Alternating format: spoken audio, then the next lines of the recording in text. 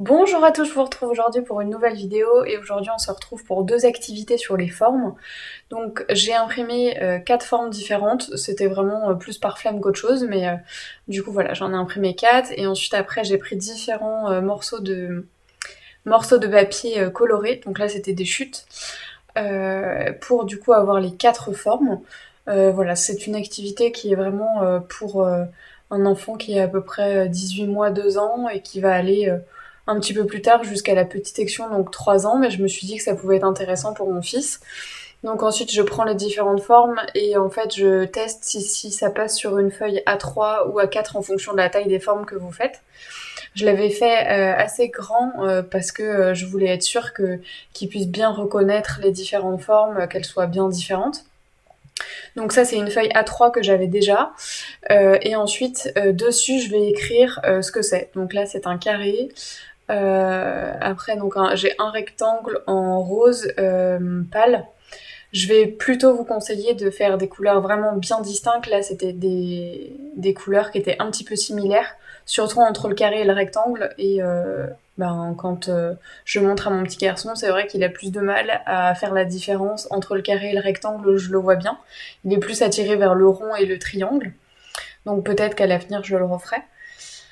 Donc voilà, et puis ensuite du coup je prends une colle, comme ça va, je suis sûre que ça ne transperce pas pour ne pas faire de taches sur la forme.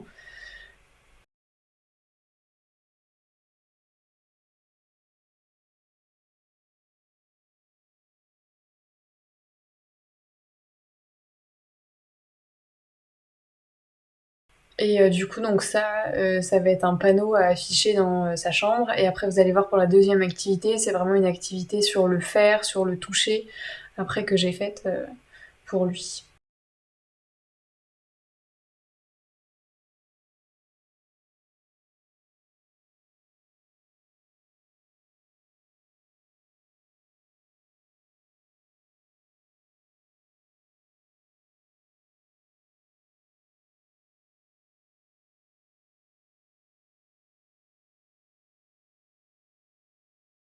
Là, je me débrouille donc pour faire des encoches pour savoir comment faire pour bien écrire bien droit pour que ce soit plus propre.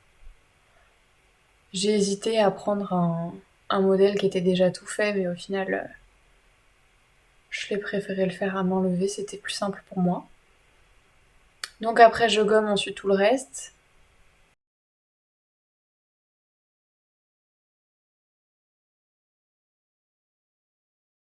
Et en fait, je me suis rendu compte que c'était très bien de le laisser sur une feuille à 3 sans pour autant avoir à la redécouper, donc voilà. Et ensuite là, ce que j'ai mis par-dessus, c'est une feuille de rhodoïde, ça s'appelle. C'est du coup une feuille qui est transparente qu'on utilise normalement pour faire des présentations papier. Et du coup, voilà ce que ça rend dans sa chambre. J'ai juste mis du scotch autour pour que ça puisse bien tenir. Et ensuite, voilà. Après, on passe à la deuxième activité. Et donc là, c'est avec de nouveau les chutes qui me restent. Je fais donc différentes formes. Donc là, vous allez voir, je vais faire des carrés. Et après, on va être donc sur des rectangles. Donc j'ai utilisé plusieurs couleurs, donc vous allez voir c'est le orange, rose, après j'ai du vert et du bleu. Comme ça il y a bien de différentes choses et en fonction de la taille que j'avais, j'ai fait différentes tailles de rectangles. Ça c'est vraiment une activité qui va être à faire. Je sais que là je lui ai déjà donné pour pouvoir jouer avec. Et il est très fan en fait des différentes formes sans les reconnaître ou autre, mais juste de pouvoir les mettre les unes sur les autres, il est content. Mon fils a actuellement 18 mois, donc c'est sûr que on est un petit peu en avance par rapport à l'âge en général où on commence à prendre les formes. Mais tous les matins, il est très intéressé pour me dire, pour me montrer le petit panneau que je viens de faire juste avant avec vous. Il a envie de savoir quelles sont les formes et tout ça. Il reste intéressé, même si il parle pas encore, donc c'est un petit peu différent, mais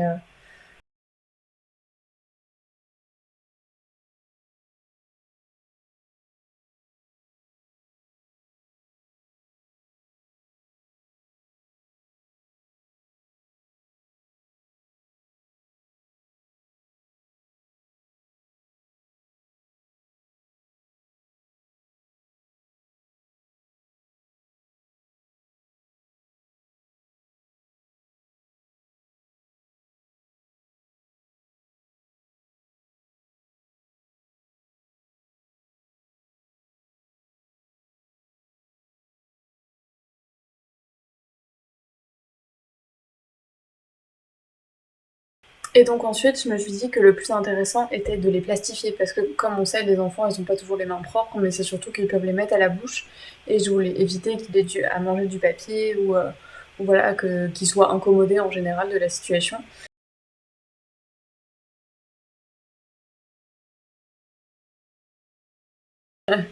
Je suis allée chercher le reste en fait de ma nappe en plastique que vous voyez juste là même pendant les vidéos. Et bien du coup il fallait que je la redécoupe aux bonnes dimensions et en fait j'avais des chutes et du coup j'ai gardé ces chutes là comme vous pouvez le voir pour en fait pouvoir les utiliser après. Je me disais que je pouvais m'en servir pour les plastifier assez facilement. Donc en fait je redécoupe bien à la taille de la forme et ensuite après euh, vous allez voir, euh, je les mets donc tous un par un par-dessus et ensuite je vais les mettre avec du scotch. Et j'ai fait l'arrière de la forme avec du scotch. Comme ça, j'ai trouvé que c'était plus facile pour moi à faire plutôt que de découper deux.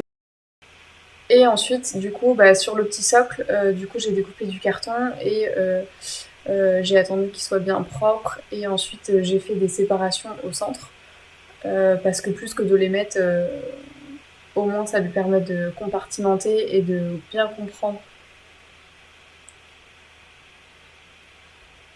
Ça lui permet de bien comprendre exactement comment ça se passe pour mettre les différentes formes au bon endroit. Et ensuite, j'ai retracé les formes avec ceux que j'avais déjà. Donc, j'ai fait un premier trait au stylo et après, je les ai repassés au marqueur noir que j'ai ensuite coloré également en noir.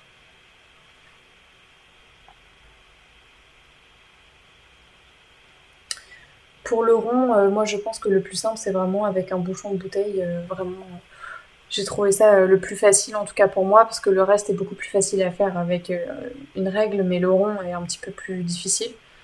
Donc j'ai trouvé que le rendu était très bien et la taille était aussi très bien pour pouvoir faire cette activité-là. Donc là, je vous montre un petit peu ce que ça donne avec tous les triangles que j'ai pu avoir et avec les rectangles également. Je pense que j'en ai fait un peu trop parce que j'ai fait 20 rectangles, 20 triangles, 20 carrés de chaque pour pouvoir avoir une belle activité, mais je pense que rien que 5-10, ce serait bien suffisant. Donc voilà.